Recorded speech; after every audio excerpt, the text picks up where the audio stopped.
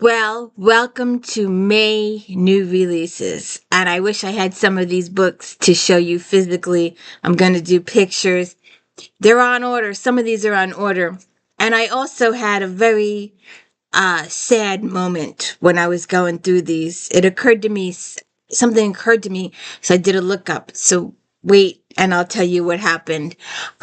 Welcome to the D. Louise book series. I'm Christina Kairos. This is where we read books, talk about books, no special effects, no theme music, none of that fancy stuff going on here. You see all the accidents, and I have got, excuse me, a runny nose today. Allergies are going like crazy.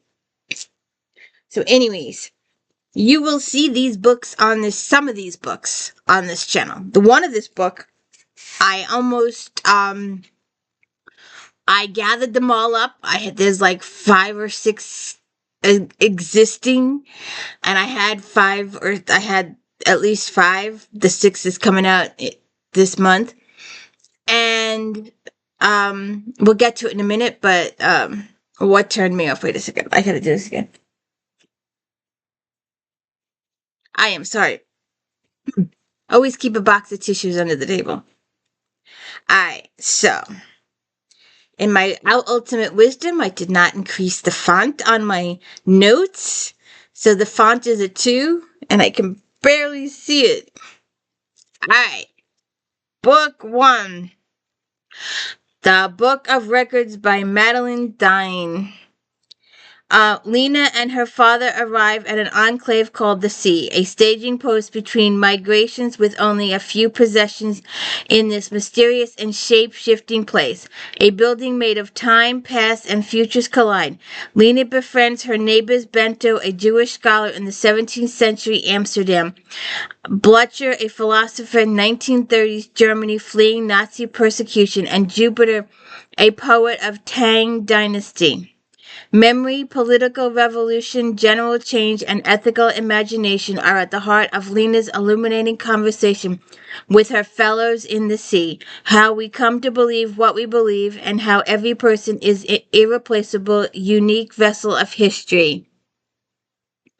Through the guidance of these great thinkers, Lena equips herself to reckon with difficult questions of guilt, responsibility, and the possibility of redemption when her ailing father begins to reveal his role in her family's tragic past. As Lena confronts her father's troubling admission, she begins to reconceptualize the world around her, gaining deeper understanding of how our individual futures are shaped by our political circumstances, and how she relies on the collective joy of art and intellectual endeavors to carry her through a difficult situation. Book 2, on the lighter side, The Busybody Book Club. Chrissy, picture, Chrissy. Chrissy, picture.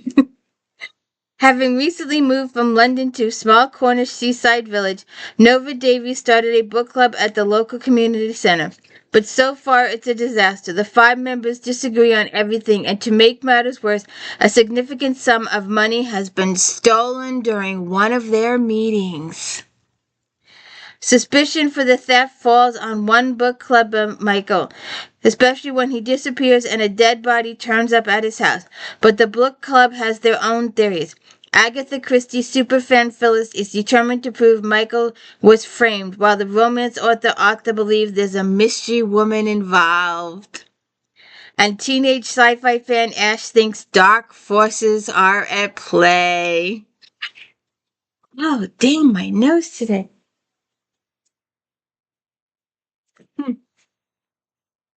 We will see this lady.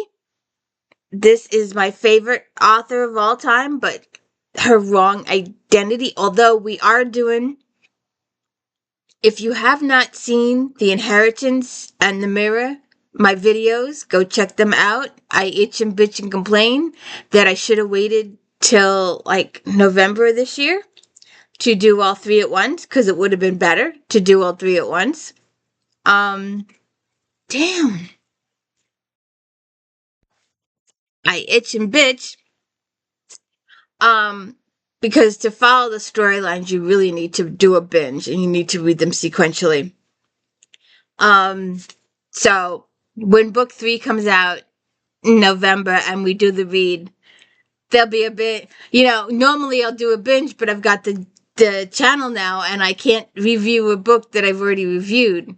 So, we're gonna bitch at book 3. So you'll have to tune in November for the bitch.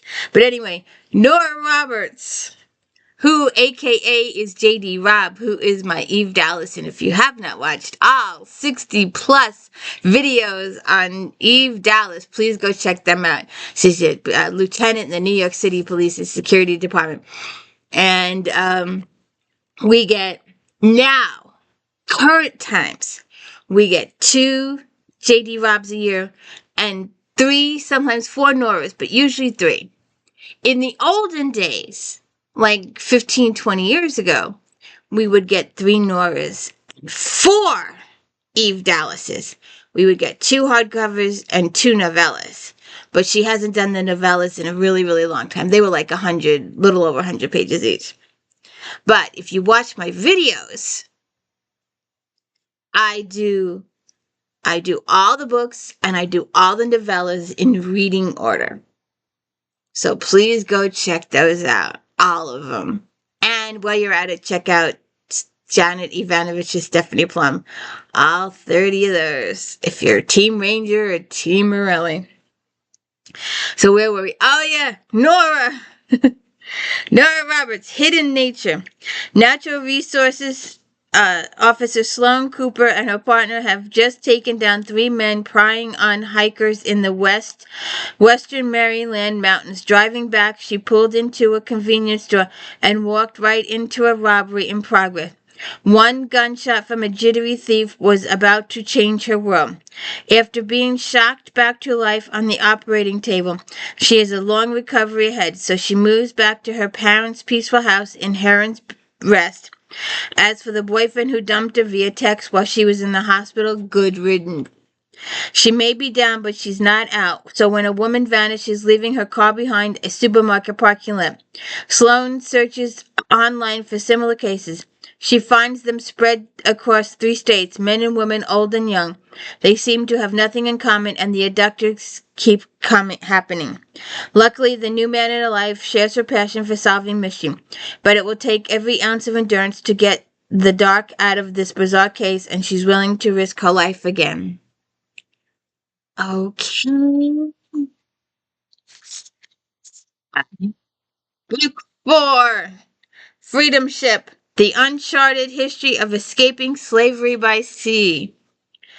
As many as 100,000 enslaved people fled successfully from the horrors of bondage in the antebellum South, finding safe harbor among a network of passageways across North America known as the Underground Railroad. Yet imagery of fugitives ushered clandestinely from safe house to safe house fails to capture the full breadth of these harrowing journeys. Many escapes took place not by land but by sea. Deeply researched and grippingly told, Freedom Ship offers a groundbreaking new look into the secret world of stowaways and the vessels that carried them to freedom across the North and into Canada, sprawling the intricate riverways of the Carolinas to the banks of Chesapeake Bay, to the Boston harbors. These tales illuminate little-known stories of freedom seekers who turned their sights to the sea, among them the legendary abolitionists Frederick Douglass and Harriet Tubman, one of the Underground Railroad's famous architects. Book 5. The Silversmith's Puzzle. In 1894, colonial Lady Diana's family has lost their fortune in a global financial slump. But even worse, her brother Addie is accused of murder. Desperate to save him from the gallows, Captain Jim and Lady Di rush back to Bombay. However, the traditional Parisi community finds Jim and Diana's marriage taboo and shuns them. The dying words of Addie's business partner, a silversmith, Silversmith are perplexing. As Captain Jim peels back the curtains on his man's life, he finds a trail of unpaid bills, broken promises, lies, and secrets. Why was the silversmith so frantic for gold, and where is it? And what does the awful truth represent? Set in lush Lake Victorian England, Captain Jim and Diana struggle with the complexities of the caste, tradition, and loyalty. Their success in their own lives may depend on Diana, who has sacrificed her inheritance for love. Book 6. No one was supposed to die at this wedding. Attending our best friend's wedding should be a piece of cake, but not for Eleanor Dash, best-selling author of the Vacation Mystery Series, because murder seems to follow her every time she goes on vacation and is definitely her uninvited +1 to the special occasion. Emma Wood, Eleanor's best friend since childhood, is starring in the movie adaptation of When in Rome, Eleanor's first novel. Emma is also marrying Fred Winters, a major movie star and Emma's co-star, who just happens to be playing Connor Smith, Eleanor's ex and leading man of the series. Filming wraps and they invite the whole cast and crew to the wedding at a nearby Catalina Island. There may be a storm headed their way, but because there is nothing will stop their nuptials. That is until Emma receives a note that someone is going to die at the wedding.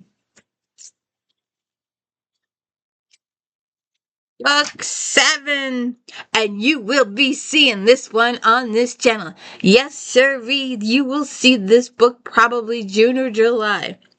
But this book will show up because I'm a Sarah Booth and Tinky and what's I forget the dog's name. But she needs to marry her live-in person. She needs to marry the sheriff. She needs to get over it, marry him. Some authors, and I had this one author do it, and it was just like, what? Life exists after marriage? But her character got married, and she stopped the series. Other authors have the character get married, and the series continues. And I hope this one will continue. Even if she marries the guy, you can still take a couple of years for kids. And Tinky is still investigating. She is a kid and she's still investigating. So I don't know why the series can't go on forever. The author can always think of ways to do stuff. So Dog Gone Bones. After a dog belonging to a local pet archivist, Tilly Lawson, is snatched right out of her backyard in Sunflower County, Mississippi, Sarah Booth and Delaney Detective Agency are up to their ears in concerned pet owners. Could Tilly's work liberating abused animals have come back to bite her, or was it a random act? Delaney Detective Agency has their work cut out for them, especially as troublesome online pet detective agency tries nosing their way into their investigation. But as Sarah Booth and Tinky start to sink their teeth into the mystery, they discover that there's much more at play than they thought. Neighborhood rivalries, questionable dog breeders, and an illegal dog operation. As they're digging up churns up dangerous situation with their own beloved dogs, Sweetie Pie and Chablis. Possibly next in line to be dug now, Sarah Booth and Tinky are in a race against time to save the pets. Another author, it starts over there, and it comes across here. This way. You see these here? You see the ones next to it? You see the ones next to it? They're all Christine Feehands. All of them. 3 shelves. 3 shelves of Feehan. A Thunder Game, Book 8. Diego Campos has come home to die. The ghost walker is tired of walking a dark path shaped by countless losses. There has never been a moment of good in his life that wasn't followed by something bad. Oh, and I did a freehand thing. I have more now, but I did a freehand thing, and I did each group. So if you go back and check my if then for Christine Feehan, I did the Carpathians, I did the Ghost Walkers, I did the Leopards, I did the Game Peoples. I did each one separately in one long video. So I go through the whole series as it was existing last year. I do have more books. I gained about 20, 25 more books this year. So maybe I should update it, but I showed pictures. I think I showed pictures. Um, so anyways, let me go see. Diegos Campos has come home to die. The ghost walker's tired of walking a dark path shaped by countless losses. There has never been a moment of good in his life that wasn't followed by something bad. But as he makes his way to his family homestead in the Appalachian Mountains, his plans are interrupted by a violent ambush that sets his life on a new course. In between fighting off a small army of assailants, Diego is struck by a beautiful warrior woman unlike anyone he's encountered before. Compelled to rescue her, Diego uses his psychic gifts to make Leela's broken body whole again and save her from certain death. With each new breath, she regains her strength, showcasing her humor, intelligence, and courage as she reveals the truth of her past inspires Diego. Book 9. Shot Through the Book. The upcoming Young Adult Festival at the Brody Island Lighthouse Library is bringing in renowned authors from all over the world. When best-selling author Todd Harrison unexpectedly visits librarian Lucy McNeil at her Outer Banks beach house after a meeting, she is puzzled by his presence since they're virtually strangers. After she steps inside to get him a drink, she is shocked to discover he's been murdered on her desk in the few minutes she left him alone. Not knowing why he wanted to meet with her in private or somehow managed to kill him in that time it takes to make lemonade, Lucy is determined to help with the investigation and figure out what happened. When Heather Harrison, Todd's widow, shows up in her town, her motivators aren't inspired by grief. She's intending to use her husband's death to launch her candidacy for state senator, and first order of business is to go after the local police force and Lucy herself. Not good.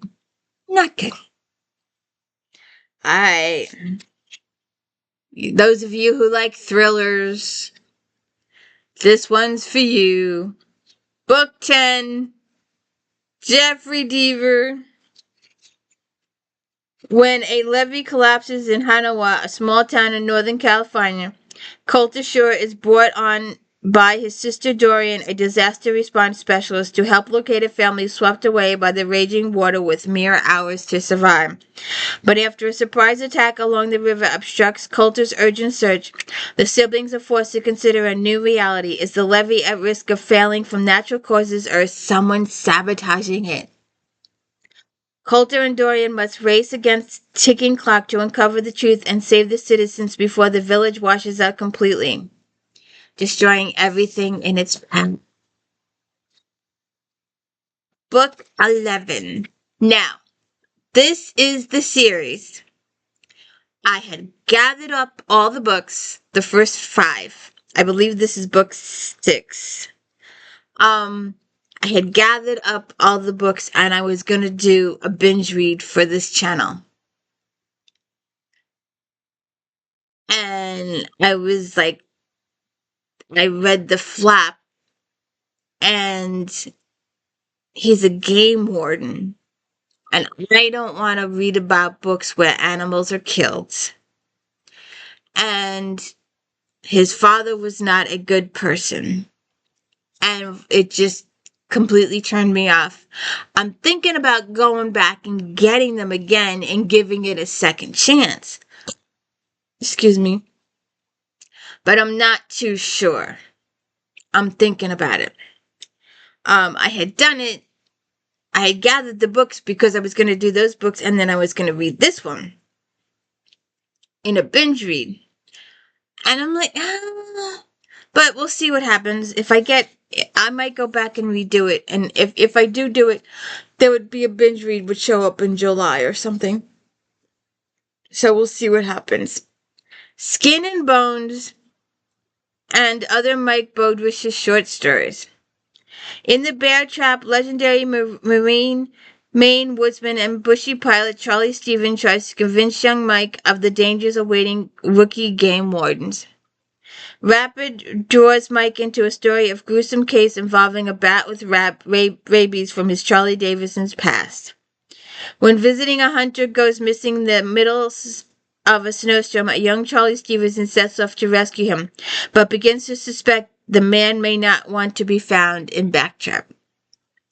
In The Imposter, Mike is confronted with a baffling case of stolen identity when he discovers a dead body whose driver's license claims he's none other than Mike himself. Mike tracks down a spinster prowler who turns a couple of dream vacation into a nightmare in The Caretaker. An investigation into killing of a bald eagle in Skin and Bones unearths an old case of missing young man whose physically abused brother might have murdered him. We'll see what happens there. Book 12. John Connolly, The Children of Eve. Wyatt Riggins, the boyfriend of missing Maine artist Seta, has gone missing, leaving behind a cell phone containing a single word, R-U-N. Private investigator Charlie Parker is hired to find out why Riggins has fled and from whom. Parker discovers that Riggins, an ex-soldier who has been involved in the abduction of 4 children from Mexico, 3 girls and a boy, all belonging to the cartel boss Blas, except Uriah's family is safe and well in Mexico, which means the abductees cannot be his children. Yet whoever they are, Uriah wants them back and dispatches his agents to secure them, even if it means butchering everybody that stands in his way. Okay. Book 13. In the box of unboxing the other day, there was this book. And you can see it's worn. And I was excited. It's also got physical damage here. And it's very musty. But I was excited because it has an autograph in it. And I looked on eBay, and it's probably, I don't know if it's still there or not, it's probably gone. Somebody might have bought it thinking it was a real McCoy. Someone was offering it up as a signature book for $50. However, you can't, it's written, the one that was shown on eBay, the autograph was written the exact same way as this one. And have you ever written a sentence the exact same way? You may have, been told to write a sentence, but you may have written it bigger in letter. You might have written this way, that way, but it's not going to be the same. If you put the 2 autographs on top of each other, they're absolutely 100% identical. And I was trying to figure out how they, without photocopy machines and that kind of stuff. Although they did by 1911 have the newspaper machines, so maybe they could have reproduced it with machines. And I've been told that, yeah, they could do this with machines back then. But what also makes it an additional issue is that the author, Mr. Twain, died in 1910, and the book is copyrighted 1911. So you'll have to see. But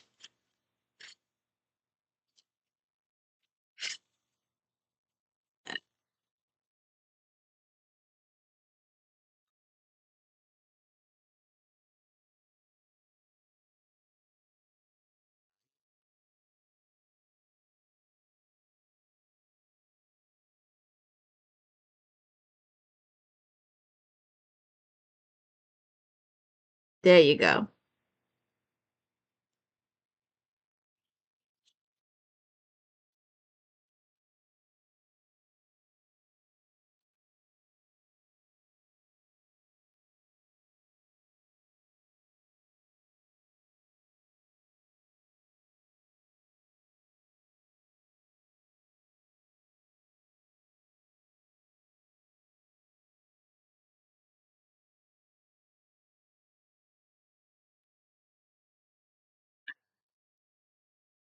There you go.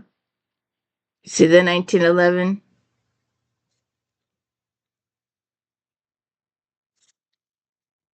And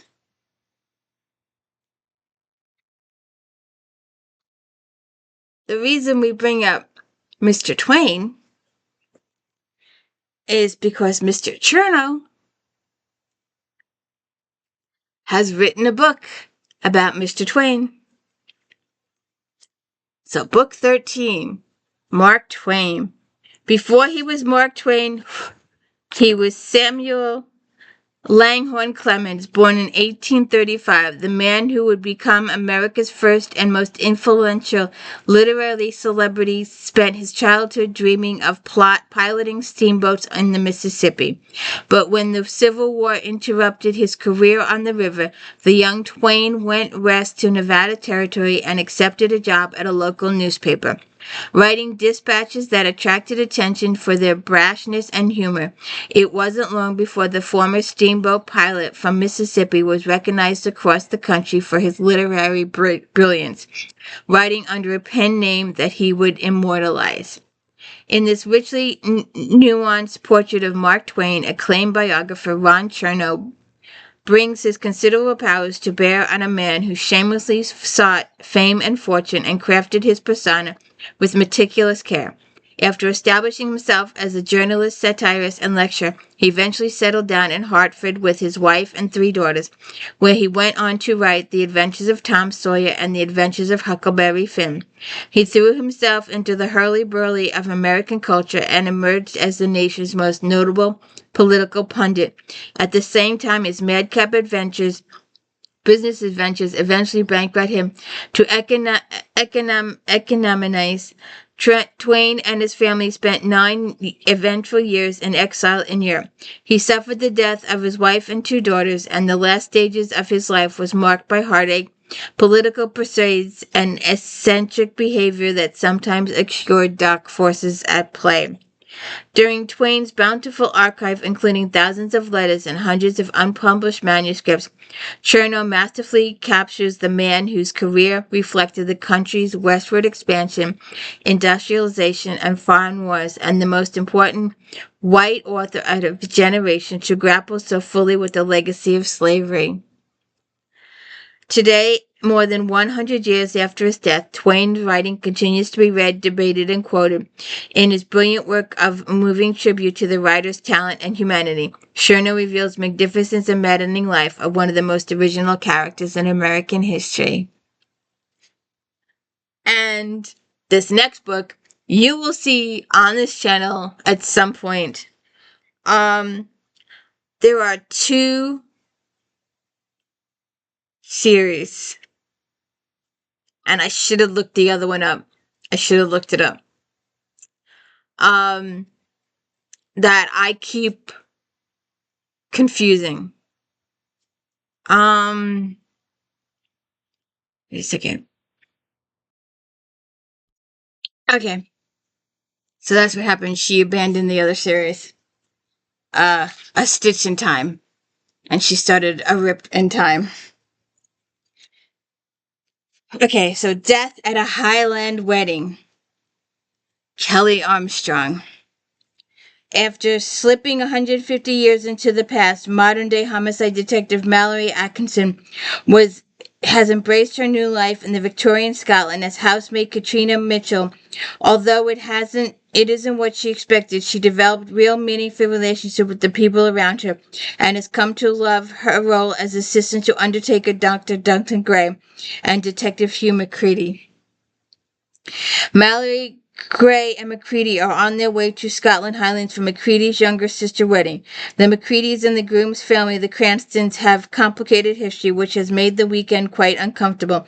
But the Cranstons' estate is beautiful, so Gray and Mallory decide to escape the stifling company and set off to explore the castle and surrounding wilderness. They discover that the groom, Archie Cranston, a highly pompous and prickly man, has set up deadly traps in the woods for endangered Scotland wildcats, and they soon come across a cat who's been caught and severely injured. Oddly, Maris noticed the injuries don't match up with the intricacies of the trap. The strange irregularities, combined with the secretive and erratic behavior of the groom, put Mallory and Duncan on edge. And when one of the guests is murdered, all bets are off. And I am still waiting. If you haven't watched my Julie McQueen, however you say those, Ripples in Time books, please go check those out. I love those books, and I'm anxiously waiting the next book, and it's just not coming. And my other author, Jana DeLeon, has had some personal tragedies in her life, so the writing has kind of stopped there too. And then I discovered two of my other authors that I was binge reading. Ursula Blanchard, the Fiona Buckley series. And the last book left a lot of open threads. And I was hoping the series would go to at least 24, 25 books. Because that would be the end of Elizabeth's reign. 2 more books would have done it. And Fiona has died. So that was like massively sad. And on top of that, my other favorite author, who I was thoroughly engrossed in and I've been upgrading my sign language for, I was doing some searching when I was doing this listing for new releases, and I was waiting to see what would be coming out. And I've discovered that Victoria Thompson has also died. So there'll be no more Counterfeit series, and there'll be no more Sarah Brandt and Frank Malloy series. So that kind of bummed me out completely. So our final book for the day is Stacey Abrams. If you have not watched my Black Authors If Then, Stacey is included, and she's also included in the Lawyers If Then. So it's Coded Justice. Avery Keene is back. The fan-favorite former Supreme Court clerk has finally gone out on her own, securing a prestigious position at a high-end law firm in Washington, D.C., where she is about to earn real money and get her life in order after a tumultuous run working as a clerk in the Supreme Court. With her reputation preceding her, Avery is quickly tasked at her new job with becoming a corporate internal investigator. Her new client is Kamaska, a mega tech firm that's on the forefront of developing a new integrated AI system poised to revolutionize the medical industry, particularly by delivering vastly improved healthcare to veterans. AI potential is breathtaking, but some disturbing anomalies have plagued Kamaska in testing, including the mysterious death of the Kamaska engineer. Avery and her colleague Jared Ling and Noah find themselves on a journey to determine whether the anomalies are more technical glitches or something far more concerning. They'll have to see what happens next.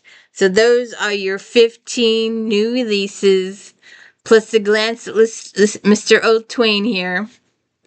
And you'll see several of those on the upcoming months on the channels. I can get my hands on them. Some of them have already been ordered. So we'll see what happens. Please hit the like and subscribe. Let me know I'm doing a good job. I really appreciate it.